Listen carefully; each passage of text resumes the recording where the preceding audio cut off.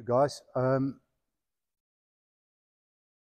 just felt it's very important after the conclusion of the field series that we have done, is just to remind us about why we do church. We had a meeting with the leaders, with the home group leaders on Wednesday night.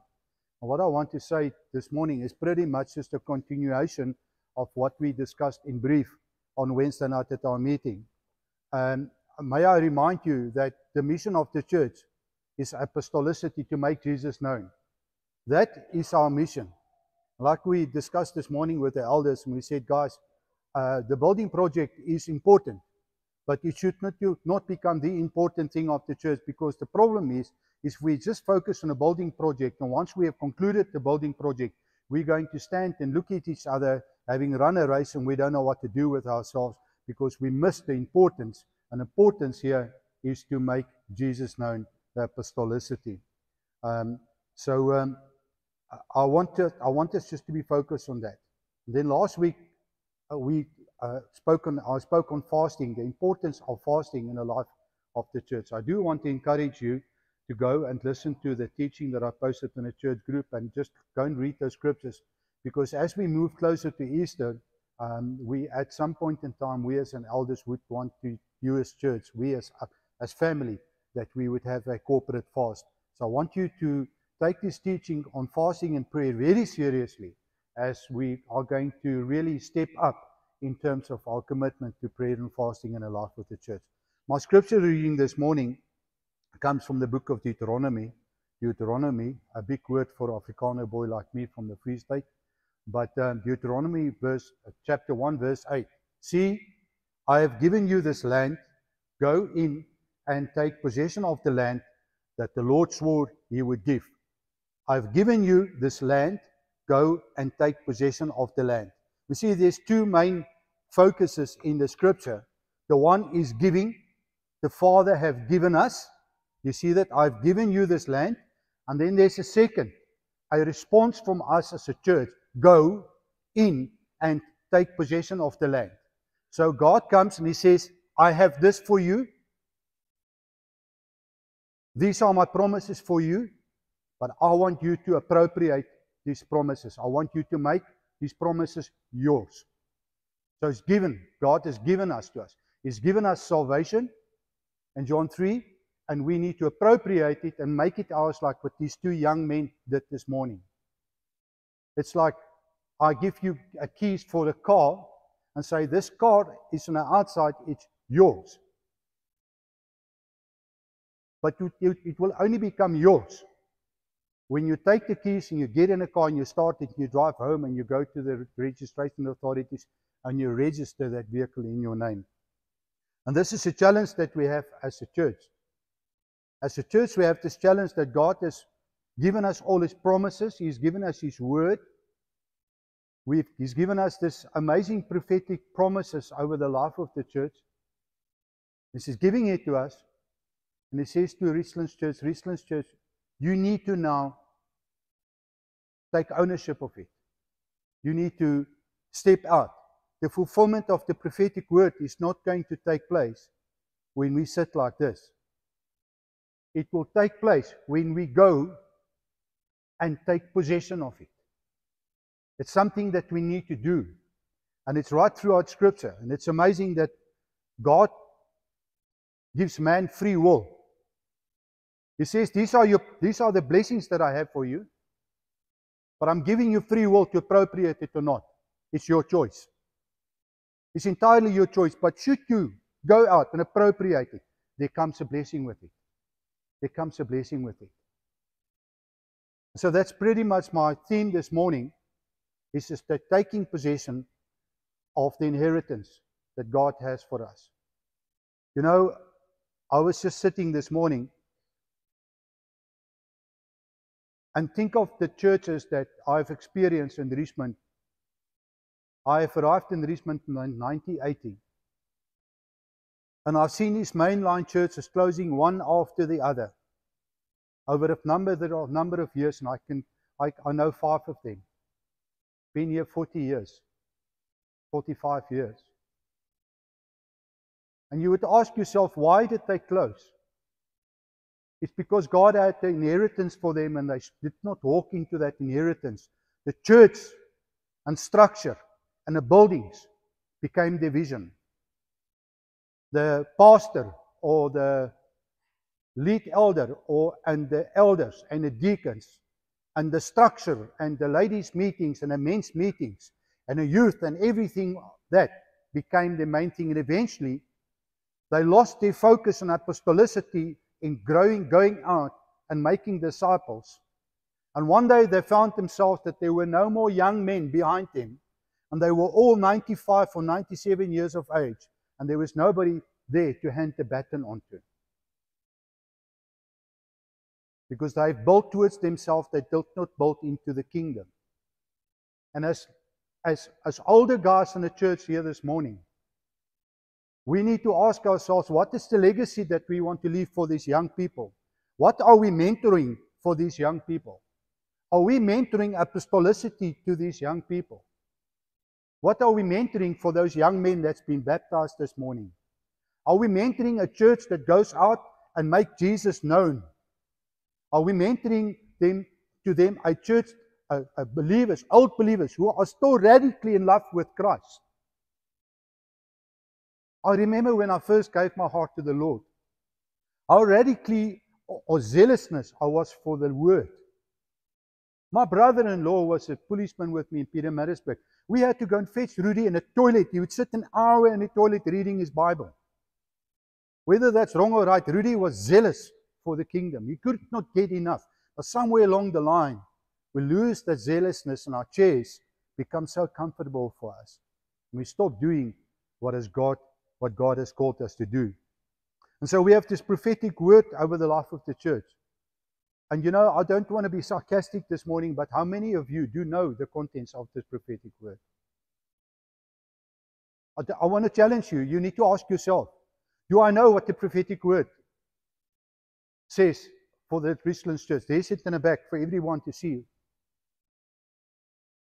That is in our inheritance.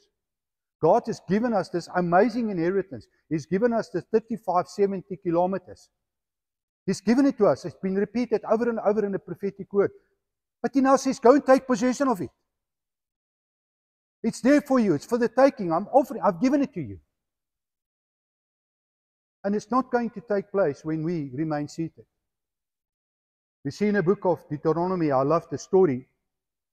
We see that God had given him this promise. And if we page over to Deuteronomy 2, don't go on the screen, but Deuteronomy 2, verse 24 and 25, we see that God came and He spoke to the Israelites and He gave them strategy and guidance. And He gave them into the hand of Sihon the Amorite, the king of Hebron and the country. And He said, begin to take possession and engage in battle. So that we see that when there's been promises in the Old Testament, there's been, don't take promises, but there's always been a battle involved. God wants to give you these promises, but guys, there's a battle. What is a battle? We're not going to gauge. Our battle is not against flesh and blood, against principalities and powers. And so what is your battle this morning? As we talk about apostolicity, as we talk about going out, where is your battle? Your battle is in your mind. Your battle is in the mind. Your battle is in the old wineskin that needs to be renewed. Your battle is that I come from this thing here. This is not my thing. Your battle is your will, where you don't want to put your will under the will of God. That God, my will is more important than your will. So this morning, as we preach the inheritance that we have, you will not appropriate that inheritance unless you ask God, God, come and renew my attitude, renew my mind, Father. I get it. If you want help in that, go and read the book of Acts, from Acts 2 onwards, and see what happened to the apostles after the outpouring of the Holy Spirit. How the church of Antioch came about and how apostolicity took place, making Jesus known, and how churches were created. And that's why we are here. We need to continue with that work that Christ started. To plant churches, to transition, to raise up our leaders and release people and equipping them. And it's not just the job of eldership. It's our job. All of us have been commissioned to do that. So we see there's always a battle. And our battle is in our minds and our will, where we don't want to submit our will to the Father. You know, it's interesting in chapter 2, verse 25. I love this, where God speaks. He says, this very day I will begin to put terror and fear of you on all nations under heaven. They will hear reports of you and will tremble. Richlands Church. When we step out and we take possession of what God has for us, the people will hear of us. They will hear of us. They say, that church, there's things happening in the church. Because why? Because we are stepping out in faith, taking possession of what God has for us. God, there is more in a kingdom for us than just sitting here every Sunday. There must be more.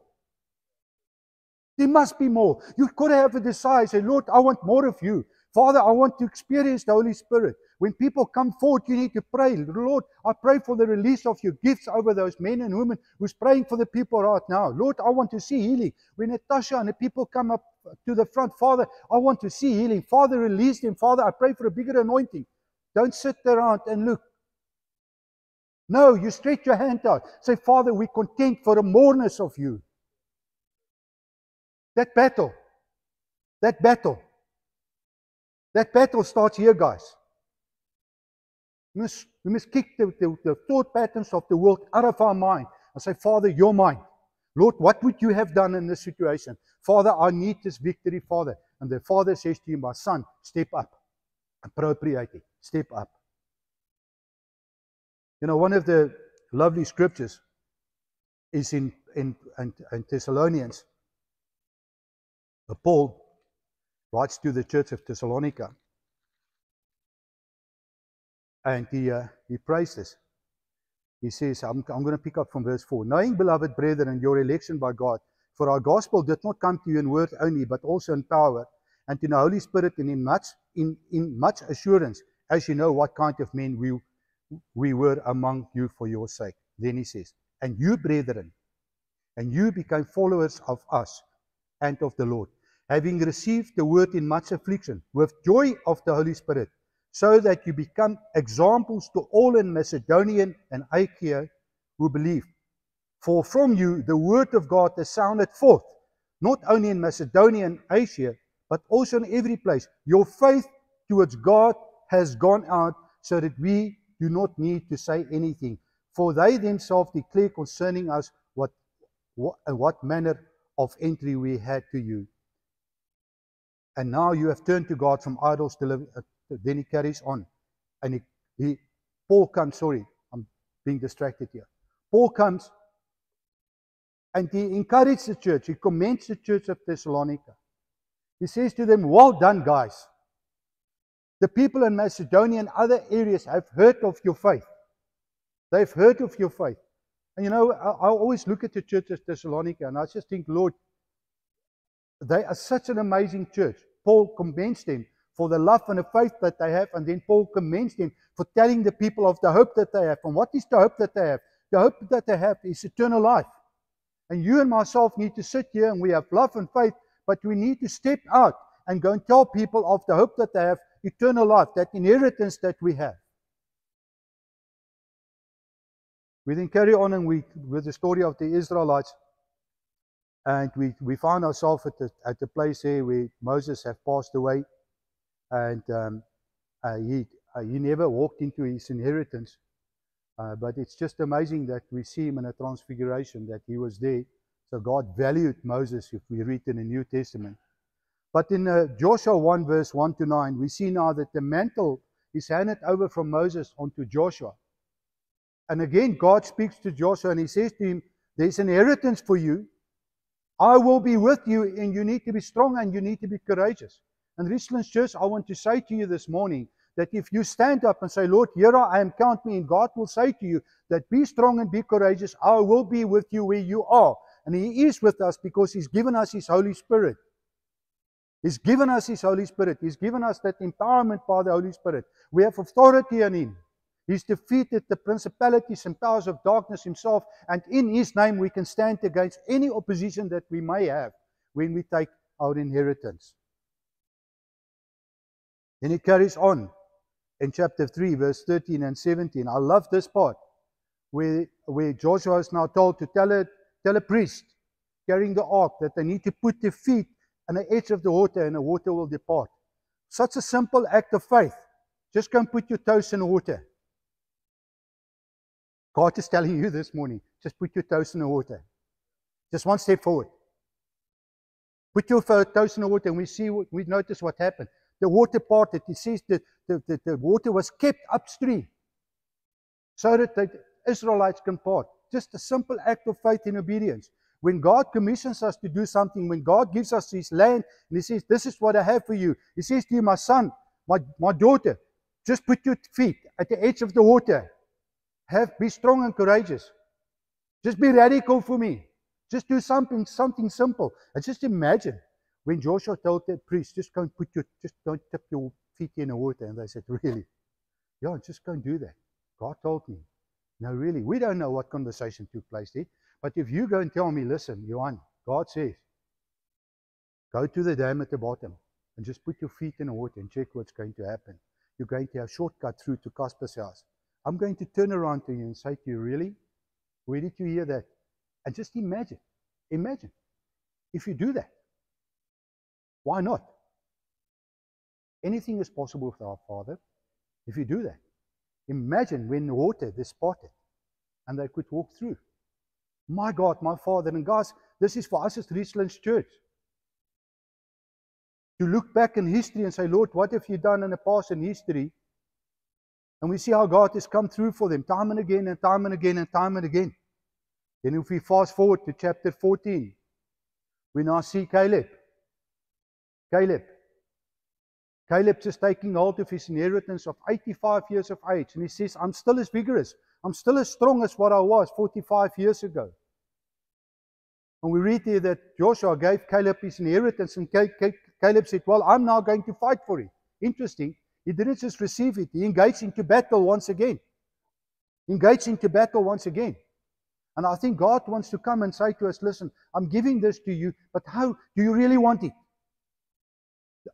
Do you really want it? You know what? Our inheritance is not going to take place when we just sit here and do nothing. That we've got to go out there. The prophetic word over the life of the church is saying that we need to take the word of God out of this building and we will impact the community for Christ. What has been sitting in my mind the last 2 weeks is how do we impact the community? How do we impact the society in Richmond for the kingdom of God? How do we become relevant in a community? Not just being good guys, but the whole purpose is that we need to become relevant in a community so that those people start serving the Lord. There's no use we just go there and we wash their cars all the time and we don't tell them about the gospel. We are called to call the gospel. One day we will be tested. Each one of us will be tested. And only that which is of eternal value will remain standing. Not the washing of the cars, but the conversations that we had about Christ. Those are the conversations that will remain standing. Not this other conversations of bless you, my brother, and I love you, my brother. I love you, my brother, but I don't tell him about Jesus Christ. That you need to be born again. That there's a new life for you. We can't run away from that, guys. We're called to do that. Caleb received his inheritance. It says in Scripture, because he followed the Lord wholeheartedly.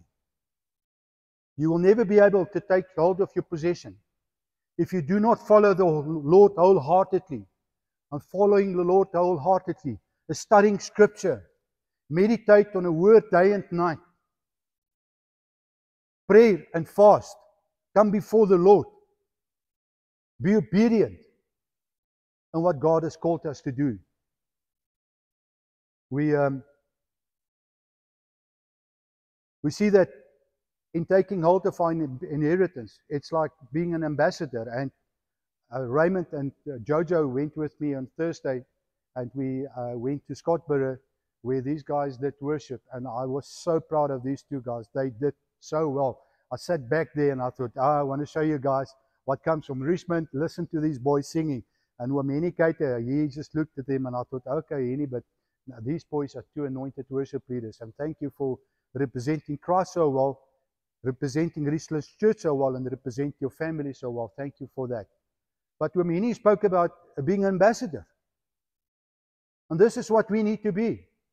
Those ambassadors. And we did that. We dealt with being an ambassador in the identity series.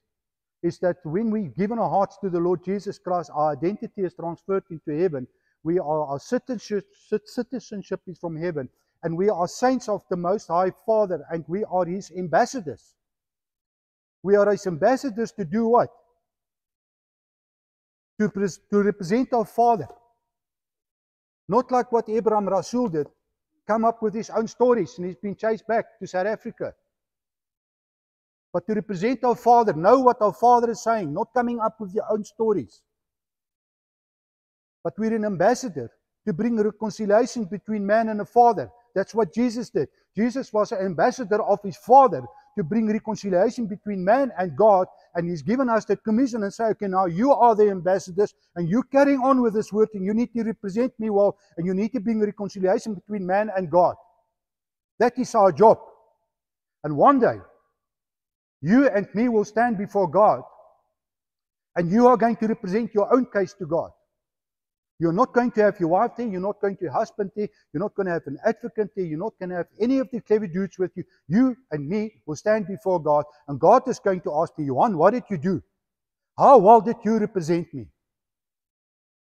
Why did you miss on these opportunities? I've given you the opportunities, I've given you the prophetic word. I've said to you, my son, this is your inheritance, this is for you. What did you do with it? And each one of us will be tested one day. And I will be tested one day. God is going to ask me, Johan, did you encourage them to make me known? Did you tell them about the scriptures? And I will say, yes, Father, I did. But they have a free will. The will is yours. The battle is here. Some of you are already sitting there, yeah, but it's not for me. Get rid of that thing in your mind. Get the new wine poured into the old wineskin and get rid of the old wineskin and put a new wineskin on. A new wineskin. God wants radical converts. Chaps, look at the empty seats next to you. Look at the space behind you. We can't be happy about this. Are we happy about this? I am not. I stood here this morning and I thought, Lord, must I hand the church over to somebody else? Lord, is it me? Then I realized it's not me. I can't build the kingdom. God builds the kingdom. But we are the ambassadors that need to bring the people into the church. How many of us have invited our friends, our unbelieving friends, to home groups or for a cup of tea? If we do what God has called us to do, this church would be full. But we can't be satisfied with what we're seeing around us. I'm standing here this morning and the families go through my mind, who am I have not seen here for 3-4 weeks. And I pray for them. And you know who they are and you need to pray for them as well. You need to intercede for those people who do not come to church anymore. You see them, you see the church are empty, the chairs are empty. It's not right. We need to pray them back into the church. That's why we are here, representing Christ. Say, Lord, we're contending for the people who are not here. Lord, we pray them back in the church. Father, we come against all distractions and excuses they may have, Father. We pray them back in the church. So that when we stand before God one day, say, Lord, I prayed for them. Lord, my knees, I've got roses on my knees, are praying for the people, for the lost, for those who have backslidden. And so as ambassadors, we will be tested one day. As ambassadors, God is going to ask us, what did you do with what I've given you? I loved what Omeni Keita spoke about on Thursday. He said each of us has a lentil patch. He says, and how well are you attending to your patch? And you're going to be me and me. If I say you, I include myself. Please. I'm not talking to you. I'm talking to me. If I say you, that includes me, please. We are going to stand before God. And I want to say to all of us this morning, go and see if there's maybe some dagga trees in your lentil patch. Yes? Go and see how well your own garden has been attended to. The psalmist says in Psalm 139, search my heart, O God, and see if there's any offensive way in me. And as ambassadors of Christ, we need to sit in a place where we are honest with ourselves and say, Father, search my heart. and see if my motives are pure. Father, search my heart and see if I'm doing what you have called me to do. And if you get these little things that comes into your mind to say it's not for me, well, let me tell you what, we all have been commissioned. It is in the commissioning that we exercise the gift of the Spirit. So don't tell me it's not your gifting. We all have been, listen to me, people are hiding behind the gifts of the Holy Spirit. We all have been commissioned. And when you've given your heart to the Lord, you have received the Holy Spirit, not to make you look good or to shine in a community, for the empowerment to speak up for Christ. And in that empowerment to speak up for Christ, the gifts of the Holy Spirit takes place, and we start operating in a gift of the Spirit so that the church could be built up.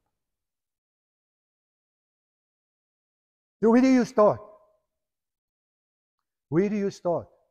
Win this battle in your mind. Get that thing out of your head. It's not about you. It's not about your personality type. We have prayer meetings on a Thursday night. And some Thursday nights we go and stand on the street. If you want to start doing what God has called you to do, join in those prayer meetings. You don't need to pray yourself in the beginning, but you can stand in those little circles praying for the people. Lee was like that in the beginning. And I could see it was very intimidating for her, but Lee's starting to pray for the people now. She's starting to walk into the inheritance what God has for her. On Thursday night prayer meeting, we were standing on this side of the street, and the people were walking on that side of the street, and I said to the guys, break up. Let's go into the other side of the street. Let's be radical for Christ. And all of a sudden, the traffic flow on that side of the street also stopped. I don't know what happened to the people, but you know what? We put our toes in the water and said, Lord, we're taking a step of faith for you. I can stand before the King. Can you stand before the King? I can answer every answer my Father may have for me. The question is, can you do that? And this is a question that you need to ask yourself this morning. Can you answer? Can you answer? Are you representing the Father? Are you telling people about the love of Jesus Christ? That they have a choice? Are we doing that? Church, we need to start doing that. We stop playing games. The season is now. Interesting, we go to Scottsboro, and the theme that Henny Cater talks about is exactly what we speak about now. Hayden brings a word this morning. Exactly, the time is now, taking step, taking action. So what we have, as elders have done, is you would know that last year we started with that board at the back, and we asked for the home group leaders to give us feedback on what do they think is our Jerusalem, our Judea and Samaria, etc., etc. And so we've received good feedback from our home groups, and we completed a consolidated list. It's not a complete list, there are more. And we've handed it back to the home group leaders on Thursday night, on Wednesday night, at the home group meeting. And we encourage the home group leaders to go back to the home groups and just re-cement this duty that we have of apostolicity to make the name of Jesus known. The purpose of that list is not to create structures or you will do this. The purpose of that list is simply to help you and me develop the culture of making Jesus known when it becomes just my lifestyle. The purpose of that list is just to make you aware and me aware of the opportunities that we have here in Richmond. Because there are so many opportunities for us to represent Christ. So guys, I want to remind you this morning of concluding, I want to remind you of a scripture that people don't talk about often, and it's in Matthew 7:21. In Matthew 7:21, Jesus has this conversation with the disciples, and he says to them, not everyone will inherit the kingdom of God. Only those who does the will of my Father. Only those who does the will of my Father. Now that to me, when I read that scripture years ago, it's like it just stuck in me. Only those who does the will of my Father. And it's so contrary to what we believe. And that's why I don't want to comment on it. I'm just saying to you, this is what the scriptures say. I'm not going to give my comments on it. But Jesus says, only those who does the will of my Father will inherit the kingdom of heaven. Then if you fast forward and you connect two scriptures with another scripture with this, it's in John 4, verse 34, where Jesus says his food is to do the will of the Father. His food is to do the will of the Father. And in the same scripture, immediately when he said that, my food is to do the will of the Father, he starts talking about the harvest is ready. Apostolicity. Immediately, in that scripture, in the same context, my food is to do the will of my Father, and he talks to the disciples, and the harvest are ready, and we need to reap.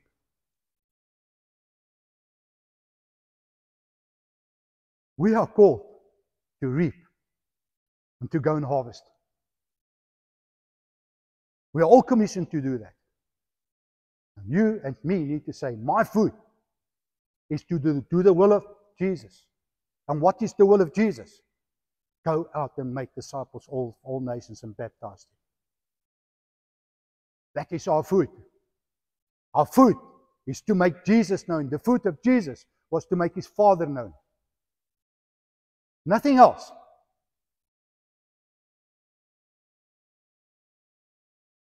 Your Father God, Lord,